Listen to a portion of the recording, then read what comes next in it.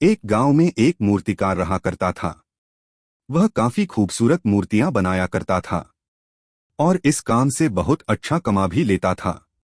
उसका एक बेटा था जो बचपन से ही अपने पिता के पास मूर्तियां बनानी शुरू कर दी और धीरे धीरे उसने मूर्तियां बनाना सीख लिया। अब वह बहुत अच्छी मूर्तियां बनाया करता था और पिता अपने बेटे की कामयाबी पर बहुत खुश था और गर्व महसूस करता था।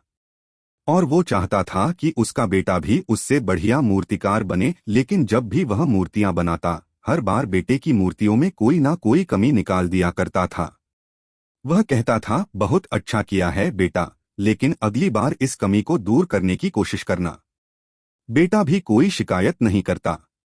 वह अपने पिता की सलाह पर अमल करते हुए अपनी मूर्तियों को और बेहतर करता रहता।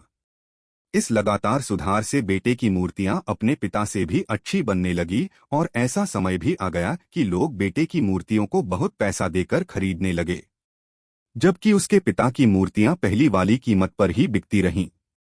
पिता अभी भी बेटे की मूर्तियों में कमियां निकाल ही देता था, लेकिन बेटे को अब यह अच्छा नहीं लगता कि कोई उसकी मूर्तियों पर कमियां निकाले, और वह बिना मन के कमियों को स्वीकार करता था, लेकिन फिर भी अपनी मूर्तियों में सुधार कर ही देता था।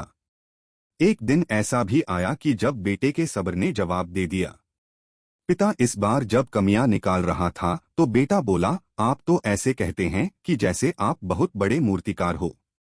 अगर आपको इतनी समझ होती तो आपकी मूर्तियां इतनी कम दाम में नहीं बिकती। मुझे नहीं लगता कि अब आपके सलाह की मुझे जरूरत है। मेरी मूर्तियां बिल्कुल ठीक है। पिता ने जब बेटे की यह बात सुनी तो उसने अपने बेटे को सलाह देना और उसकी मूर्तियों में कमियां निकालना बंद कर दिया। कुछ महीने तो वह लड़का खुश रहा, लेकिन फिर उसने यह महसूस किया कि लोग अब उसकी मूर्तियों की इतनी तारीफ नहीं किया करते हैं जितनी पहले किया करते थे, और उसके मूर्तियों के दाम बढ़ना भी बंद हो गए और उसकी बिक्री बहुत कम होने लगी। शुरू में तो बेटे को कुछ समझ नहीं आया, लेकिन फिर वह अपने पिताजी के पास गया और उनसे इस समस्या के बारे में सारी बात बताई।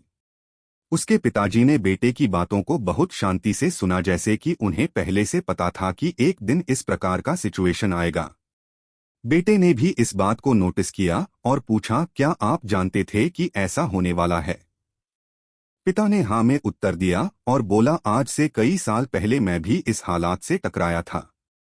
बेटे ने सवाल किया, तो फिर आपने मुझे समझाया क्यों नहीं? पिताजी ने जवाब दिया, क्योंकि तुम समझना नहीं चाहते थे। मैं जानता हूं कि तुम्हारी जितनी अच्छी मूर्तियां मैं नहीं बनाता हूं। यह भी हो सकती है कि मूर्तियों के बारे में मेरी सलाह गलत हो। ऐसा भी नहीं है कि मेरी सलाह की वजह से कभी तुम्हारी मूर्ति बेहतर बनी हो।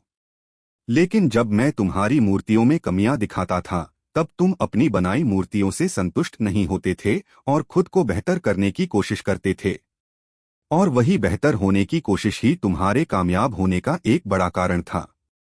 लेकिन जिस दिन तुम अपने काम से संतुष्ट हो गए और तुमने यह भी मान लिया कि अब इसमें और बेहतर होने की कोई गुंजाइश ही नहीं है, तब तुम्हारी कामयाबी रुक गई। लोग हमेशा तुमसे बेहतर की उम्मीद रखते हैं, और यही कारण है कि अब तुम्हारी मूर्तियों के लिए तुम्हारी तारीफ नहीं होती है और ना ही उनके लिए तुम्हें ज्यादा पैसे मिलते हैं। बेटा थोड़ी देर चुप रहा और फिर उसने सवाल किया, तो अब मुझे क्या करना चाहिए? पिता ने एक वाक्य में जवाब दिया, असंतुष्ट होना सीख लो। मान लो कि तुम में हमेशा बेहतर होने की गुंजाइश बाकी है। यही एक बात तुम्हें हमेशा आगे बढ़ने के लिए प्रेरित करती रहेगी, तुम्हें हमेशा बेहतर बनाते रहेगी। कहानी का सार दिन के उजाले की तरह साफ है। इस संसार में कोई भी इंसान किसी भी काम में 100% उत्तम नहीं है। हर इंसान में कुछ न कुछ कमी जरूर है। हमें इस कमी को अपने अंदर तलाश करनी चाहिए और इसे बेहतर बनाने की कोशिश करनी चाहिए। और इस कमी को तलाश करने के लिए हमें असंतुष्ट होना सीखना होगा। तभी जाकर हम अपने जीवन में आगे बढ़ सकते हैं। दोस्तों, बाप और बेटे की ये short inspirational story in Hindi आपको कैसी लगी?